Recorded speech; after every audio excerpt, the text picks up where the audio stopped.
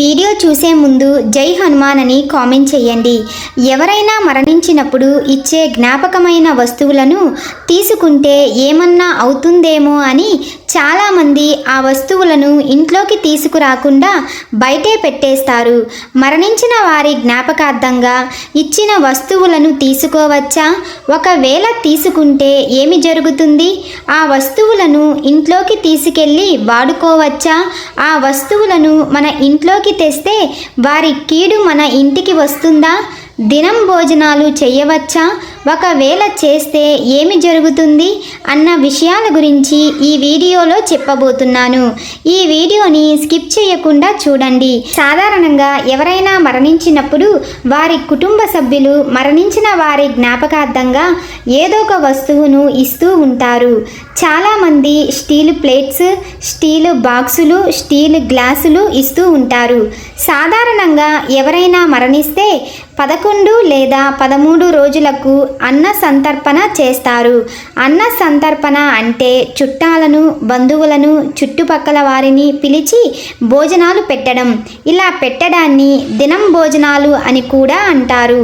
చాలామంది ఈ దినం భోజనాలకు వెళ్ళడానికి కూడా భయపడతారు. చావు భోజనానికి వెళ్తే చావుని ఇంటికి తెచ్చుకున్నట్లే అని చాలామంది దినం భోజనాలకు అస్సలు వెళ్ళరు. కానీ ఇదంతా అపోహ మాత్రమే అని పండితులు అంటున్నారు. ఇలాంటివి అస్సలు నమ్మకండి అని కూడా అంటున్నారు. దినం భోజనాలకు వెళ్తే మనకి చాలా మంచి జరుగుతుందని పండితులు సూచిస్తున్నారు. అసలు ఎవరైనా చనిపోయినప్పుడు ఇలా అందరికీ అన్నదానం ఎందుకు చేస్తారంటే ఆ చనిపోయిన వ్యక్తి ఎవరికి రుణం ఉన్నాడో తెలియదు. కాబట్టి అన్నదానం చేస్తే రుణం తీరుతుంది అని అందరికీ భోజనాలు పెడతారు. దినం భోజనాలను పితృదేవతల ప్రసాదమని, ఆ ప్రసాదాన్ని తప్పక స్వీకరించాలని శాస్త్రాల్లో చెప్పబడింది.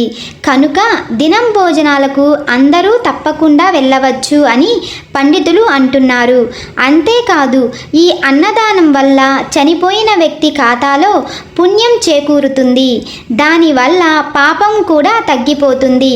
చనిపోయిన 11 లేదా 13 రోజులలో పెట్టే దినం భోజనాలకు ఎంతో ప్రాముఖ్యత ఉంది అని శాస్త్రాలు చెబుతున్నాయి. కాబట్టి ఎటువంటి భయం లేకుండా ఎవరైనా సరే ఈ దినం భోజనాలు చేయవచ్చు. దానివల్ల ఎటువంటి చెడుకీడు మనకి జరగదు. అంతేకాకుండా ఆ భోజనాన్ని మీరు తినడం వల్ల మీకు చాలా మంచి జరుగుతుంది అని పండితులు చెబుతున్నారు. భోజనాలు పెట్టిన తరువాత చాలామంది చనిపోయిన వారి పేరును చెక్కించి జ్ఞాపకార్థంగా ఏదో ఒక వస్తువును ఇస్తూ ఉంటారు.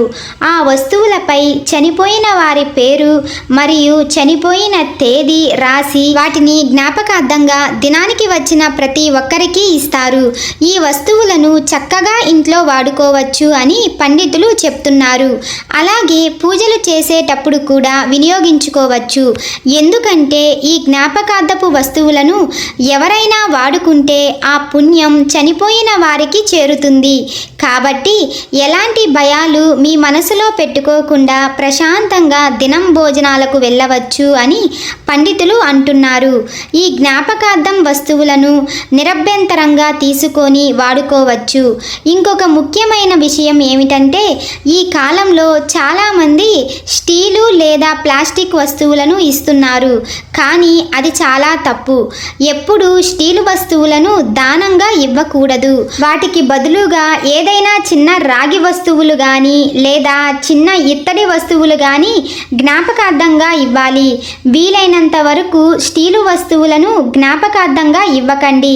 అసలు మాకు జ్ఞాపకార్థంగా వస్తువులను ఇచ్చేంత స్తోమత లేదు అనుకునేవారు దానికి బదులుగా చనిపోయిన వ్యక్తి పేరు మీద పేదవారికి బట్టలు ఇచ్చి అన్నదానం చేస్తే సరిపోతుంది. ఇలా ఏదో ఒక విధంగా చనిపోయిన వారి పేరు మీద దానం చేస్తే వారి ఆత్మ ఉన్నత లోకాలకు చేరుకుంటుంది. అలాగే స్వర్గలోక, పుణ్యలోక ప్రాప్తి లభిస్తుంది. కనుక చనిపోయిన వారి పేరు మీద జ్ఞాపకార్థంగా ఇచ్చిన వస్తువుల విషయంలో మీరు ఏమాత్రం భయపడాల్సిన అవసరం లేదు. ఈ వీడియో మీకు నచ్చినట్లయితే లైక్ చేసి షేర్ చేయండి. ఇలాంటి మరిన్ని అప్డేట్స్ కోసం మా ఛానల్ని సబ్స్క్రైబ్ చేసుకోండి.